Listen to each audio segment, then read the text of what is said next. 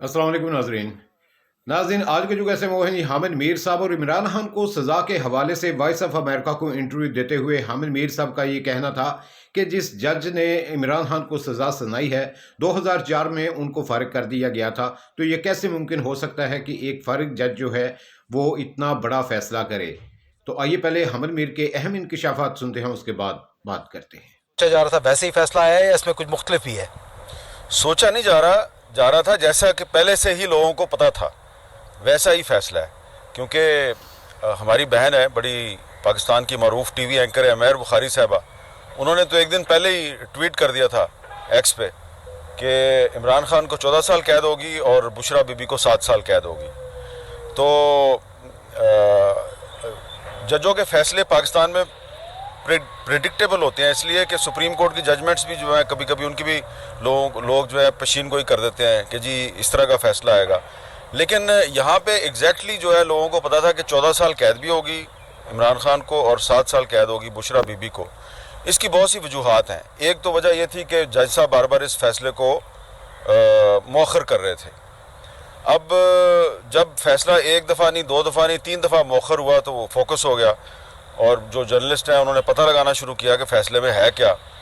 और उसके बाद फिर जब जेल में तकरीबन 7-8 दिन पहले इमरान खान साहब को ये मैसेज दिया गया कि भाईजान आपको हम 14 साल कैद दे रहे हैं, प्लीज़ आपकी मेहरबानी, आपने ज़्यादा गालियाँ नहीं निकालनी हमें।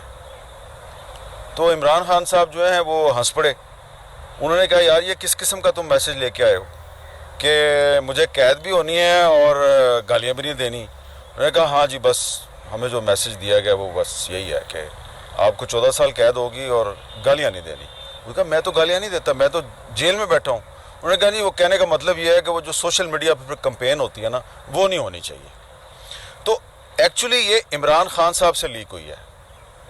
ये उनको पहले से पता था कि मुझे 14 साल कैद होनी है और ख़ुद मुझे पिछले 5-6 दिन में पीटीआई के बहुत से लोगों ने बताया कि जी वो फ़ैसला जो है मौखर हो रहा है, लेकिन हमें पहले से पता है कि खान साहब को 14 साल और बुशरा बीबी को 7 साल होनी है।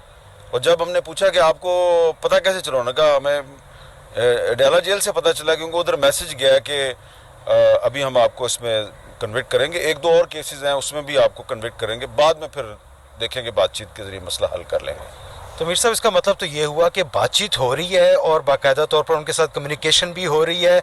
जो इमरान खान साहब का गिला था कि मेरे साथ बात नहीं की जा रही, इस्टेब्लिशमेंट बात नहीं कर रही, तो इसका मतलब है कि अब बात हो रही है। खैर मैं इमरान खान साहब के गिले को तो तस्लीम नहीं करता। उनके साथ तो बातचीत जो है इनडायरेक्टली काफ़ी अरसे से हो रही है, लेकिन डायरेक्ट बातचीत नहीं हो रही थी। डायरेक्ट बातचीत अब शुरू हुई है। तो वो गौहर खान साहब तो यही कहेंगे ना कि लॉ एंड ऑर्डर पे बात हुई है, लेकिन सबको पता है कि क्या बात हुई है। मीर साहब लेकिन ये 190 मिलियन पाउंड का केस आपका ख्याल है कितना सादा केस था और इमरान खान साहब का इसमें कोई कसूर नहीं था? एक कैबिनेट में एक वो सादा लिफाफे में मंजूरी ले लेते हैं, सारा कुछ होता है, शहजाद अकबर उनके साथ मिले हुए होते हैं, बताते नहीं हैं। उनकी कैबिनेट के मेंबर्स ने वहाँ पर जाके जेल में जाके गवाहियाँ दी और कहा कि जी हमसे इस तरह साइन लिए गए हैं। इसके बावजूद भी आप समझते हैं कि इमरान खान को जो सज़ा है वो फेयर नहीं है? देखिए, इमरान खान को आपने अगर सज़ा दी है, किस इल्ज़ाम में दिया है कि उसने एक प्रॉपर्टी टाइकून मलिक रियाज जो है उसको फेवर दिया है, यही है ना इल्ज़ाम? तो मलिक रियाज जो है वो दुबई में बैठे हुए हैं, मलिक रियाज साहब वहाँ पे वो बड़े बड़े प्रोजेक्ट्स का इफ्तिताह कर रहे हैं, टीवी चैनल्स पे उनकी तस्वीरें चल रही हैं, उनकी ख़बरें चल रही हैं। लेकिन जब हम ये सवाल उठाते हैं कि जी इस केस में इमरान खान को तो सज़ा मिल गई है, मलिक रियाज साहब के ख़िलाफ़ क्या कार्रवाई हो रही है जिनको कि कोर्ट ने मफरूर करार दिया हुआ है, प्रोक्लेम्ड ऑफेंडर करार दिया हुआ है, उनके ख़िलाफ़ क्या कार्रवाई हो रही है? तो उनका नाम जो है वो एडिट हो जाता है। बहुत से पाकिस्तान के टीवी चैनल जो हैं वो उनका नाम, कोई अगर पॉलिटिशियन भी ले ना, हुकूमत का वज़ीर भी ले, तो मलिक रियाज साहब का नाम एडिट हो जाता है। आप देखिए कि पाकिस्तानी मीडिया जो है उसकी हालत का अंदाज़ा करें, मेरी हालत का अंदाज़ा करें कि हामिद मीर जो है वो इमरान खान की तस्वीर नहीं दिखा सकता, नाम ज़बरदस्ती में ले लेता हूँ। और मैंने अगर क्रिटिसिज्म भी करना हो इमरान खान पे تو میں اس کا پرانا کلپ نہیں چلا سکتا کہ جی یہ یو ٹرن مارا خان صاحب نے، یہ یو ٹرن مارا. تو ایک طرف تو ہم عمران خان کا نہ نام لے سکتے ہیں، نہ ہم اس کی تصویر دکھا سکتے ہیں، نہ کلپ چلا سکتے ہیں. کسی عدالت نے ہمیں نہیں روکا ہوا، پیمرا نے کوئی تحریری طور پہ نوٹس جاری نہیں کیا ہوا، لیکن ہم اتنے مجبور، بے بس اور لاچار ہیں کہ ہم عمران خان کی تصویر نہیں دکھا سکتے. ٹھیک ہے. دوسری طرف ایک پراپرٹی ٹائکون مفرور ہے پاکستان کی عدالت سے، دبئی میں بیٹھا ہوا ہے. الزام ان پہ صحیح ہے ملک ریاض صاحب پہ یا غلط ہے، لیکن حالت پاکستان کے میڈیا کی یہ ہے کہ جس آدمی کو پاکستان کی عدالت نے مفرور قرار دیا ہوا ہے، اس کا نام اگر میں لوں تو وہ ایڈٹ ہو جاتا ہے. اندازہ لگائیں کہ ہم کتنی فریڈم انجوائے کر رہے ہیں پاکستان میں، کہ ایک ملزم جو پاکستان کی جیل میں ہے اس کی تصویر نہیں دکھا سکتے، دوسرا ملزم جو دبئی میں بیٹھا ہوا ہے اس کا ہم نام نہیں لے سکتے. تو وہ جو ملزم ہے اس کو گورنمنٹ آف پاکستان نے پاکستان لانے کے لیے، ایکسٹریڈیشن کے لیے کیا کوئی دبئی سے رابطہ قائم کیا ہے، یو اے ای سے رابطہ قائم کیا ہے؟ کیونکہ میں آپ کو نام بتا سکتا ہوں، آپ بھی نام جانتے ہیں لوگوں کے، جو دبئی میں گرفتار کر کے ان کو پاکستان بھجوایا گیا ہے. عزیر بلوچ سے اور راشد حسین سے لے کے کئی نام میں لے سکتا ہوں. لیکن حکومت پاکستان عمران خان کو تو کنوکٹ کروا رہی ہے. جو ملک ریاض صاحب ہیں ان کو آپ پاکستان ہی لا سکتے ہیں، اگر آپ فیئر ٹرائل ہے تو ان کا بھی کریں. اور شہزاد اکبر صاحب بھی ہیں اس میں، زلفی بخاری صاحب بھی ہیں اس میں، اور بھی بہت سے ملزمان ہیں. تو ان کے خلاف کیا کارروائی ہوئی ہے؟ تو یہ ایک سوال ہے میرا. یہ صرف میں اب حکومت پاکستان سے سوال نہیں کر رہا، میں اپنی صحافی برادری سے بھی سوال کر رہا ہوں کہ بھائی کب تک آپ لوگ اس طرح غلامی کی زندگی اختیار کریں گے کہ پاکستان کی کسی عدالت نے آپ کو یہ نہیں کہا کہ آپ نے عمران خان کی تصویر نہیں دکھانی، آپ نہیں دکھا سکتے. پاکستان کی کسی عدالت نے آپ کو یہ نہیں کہا کہ آپ نے ملک ریاض کا نام نہیں لینا، لیکن آپ اس کا نام نہیں لے سکتے. آپ لیں بھی تو ایڈٹ ہو جاتا ہے. تو یہ جو ہمیں پاکستان میں ہم ایک نام نہاد آزادی صحافت کا دعویٰ کرتے ہیں نا، یہ بڑی فریڈم ہے ہمارے پاس. یہ صرف القادر ٹرسٹ کیس جو ہے اسی نے ہماری فریڈم جو ہے نا، so called freedom of the media, اس کا جنازہ نکال دیا ہے. یہ عمران خان کو تو سزا دے دی، شہباز شریف صاحب بھی خوش ہو گئے اور عطا تارڑ صاحب نے بھی پریس کانفرنس کر دی. عطا تارڑ صاحب کو میں چیلنج کرتا ہوں کہ آئیں میرے شو میں آئیں اور ملک ریاض پہ تنقید کریں، اور اگر اس کا نام چل جائے تو پھر کہیں ہاں جی بڑی پاکستان میں جناب آزادی صحافت ہے. یہ عدلیہ کا جو کردار ہے آپ اس کو کیسے دیکھتے ہیں، اور کیا عدلیہ اپنا صحیح کردار ادا کر رہی ہے؟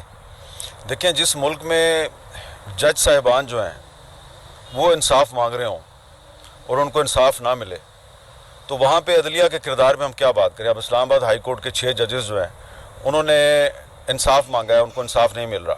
اچھا اب آ جائیں، اب یہ جو جج صاحب ہیں ناصر جاوید رانا صاحب، جنہوں نے عمران خان کو 14 سال قید کی سزا سنائی ہے، یہ کوئی ٹاپ سیکرٹ انفارمیشن نہیں ہے کہ 2004 میں اس وقت کے جو چیف جسٹس آف پاکستان تھے انہوں نے ایک سو موٹو نوٹس لیا. ایک وکیل تھے وہاب الخیری، تو یہ جج صاحب جو ہیں انہوں نے اس کو کورٹ میں بلائے بغیر ہی، سمن کیے بغیر ہی، ان کو پروڈیوس کیے بغیر ہی ان کا فزیکل ریمانڈ دے دیا تھا. تو وہ ایک بہت قابل احترام وکیل تھے. تو چیف جسٹس نے سو موٹو ایکشن لیا اور اس جج کو بلایا کہ بھئی وہ تو آیا ہی نہیں کورٹ میں، تو تم نے کیسے فزیکل ریمانڈ دے دیا. اس کی ہیئرنگ ہوئی اور اس کے بعد سپریم کورٹ آف پاکستان نے یہ جج ناصر جاوید رانا اس کی جوڈیشل پاورز کو وڈرا کیا اور اس کو unfit for the judicial service declare کیا 2004 میں مشرف کے دور میں.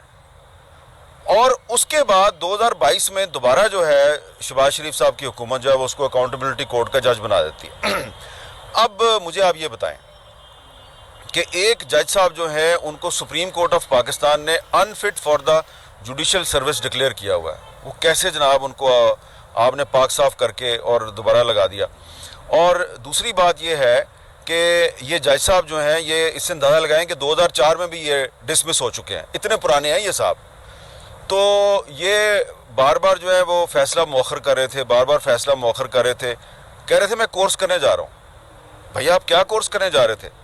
آپ پہلے تو یہ بتائیں کہ 2004 میں جو آپ کو ڈسمس کیا تھا تو آپ دوبارہ پھر جج کیسے بن گئے؟ ہمیں نہیں پتہ کیسے بن گئے. ٹھیک ہے. ان کے بارے میں اس کورٹ آرڈر میں یہ کہا گیا تھا, یہ PLD 2005 میں بھی رپورٹڈ ہے یہ ججمنٹ سپریم کورٹ کی, اور لا اینڈ جسٹس کمیشن کی جو 2004 کی رپورٹ ہے اس میں بھی انصاف کے بارے میں سارا لکھا ہوا ہے. تو جب ایک ایسا جج جس کو سپریم کورٹ نے ڈسمس کیا ہوا ہے, اس کی جوڈیشل پاورز کو وڈرا کیا ہوا ہے, انفٹ فار دا جوڈیشل سروس قرار دیا ہوا ہے, اس سے آپ ایک فارمر پرائم منسٹر جو ہے اس کو کنوکٹ کرواتے ہیں, تو میں کیا کہوں کہ یہ فیئر ٹرائل ہے. آپ کو بھی لگتا ہے کہ یہ ہائی کورٹ میں یہ کیس نہیں چل پائے گا؟ یہ میں نہیں کہتا, کیونکہ ہائی کورٹ کا بھی آپ کو پتہ ہے کہ وہاں پہ کیا ہوتا ہے. کیونکہ آج جو عمران خان صاحب کے ٹویٹر ہینڈل سے جو ایک لمبا چوڑا ان کا سٹیٹمنٹ جاری ہوا ہے, اس میں انہوں نے اسلام آباد ہائی کورٹ کے چیف جسٹس صاحب پہ بھی عدم اعتماد کیا اور قاضی فاضیسہ صاحب پہ بھی عدم اعتماد کیا. ہاں البتہ انہوں نے جو نیا کانسٹیٹیوشنل کورٹ ہے اس کے جو جج صاحب ہیں امین الدین خان صاحب, ان پر انہوں نے کہا ہے کہ جی ہم ان کو اپیل کریں گے کہ وہ ہیومن رائٹس وائلیشنز کا نوٹس لیں. تو عمران خان صاحب جو ہیں وہ امین الدین خان صاحب پر ان کو اعتماد ہے اور عامر فاروق صاحب پہ نہیں ہے. تو یہ تو آپ کو انہی سے جا کے پوچھنا چاہیے کہ ان کو اتنا اعتماد کیوں ہے. میرے صاحب, آرمی چیف کے ساتھ ملاقاتوں کے اوپر بہت زیادہ لیدے ہو رہی ہے, PTI بہت زیادہ ہوپ فل نظر آ رہی تھی اور بہت پازیٹیو دیکھ رہی تھی.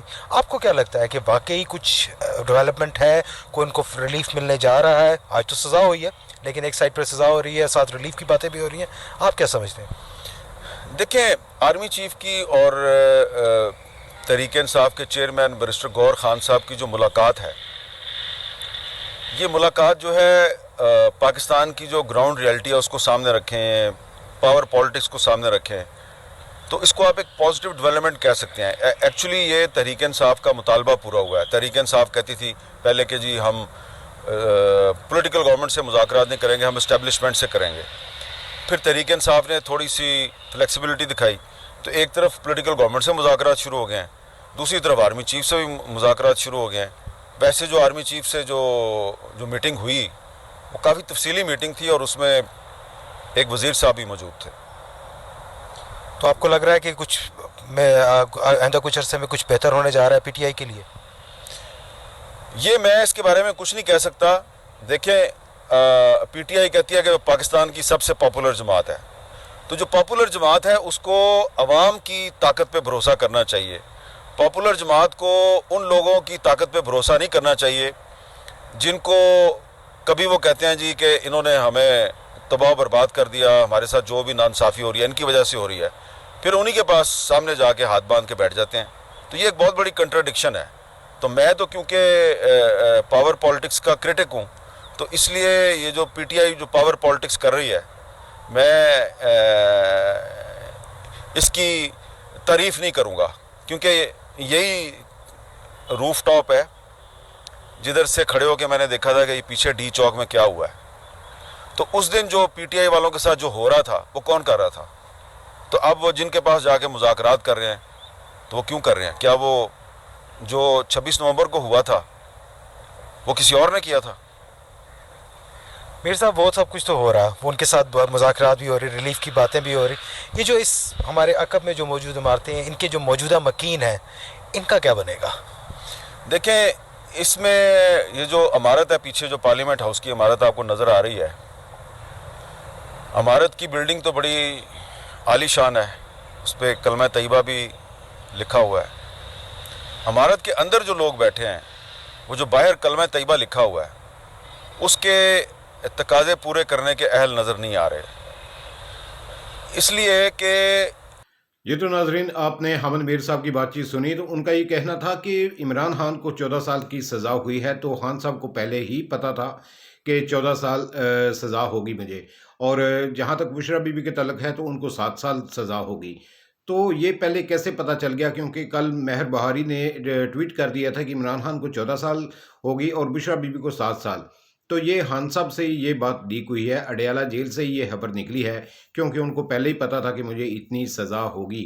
اور دوسری بات یہ ہے کہ جس جج نے یہ سزا دی ہے 2004 میں ہائی کورٹ نے ان کو فارغ کر دیا تھا, سسپینڈ کر دیا تھا, ٹرمینیٹ کر دیا تھا. پھر وہ جج کس طرح جو ہے وہ اہل ہو گیا ایک سابقہ وزیر اعظم کو سزا دینے کے لیے.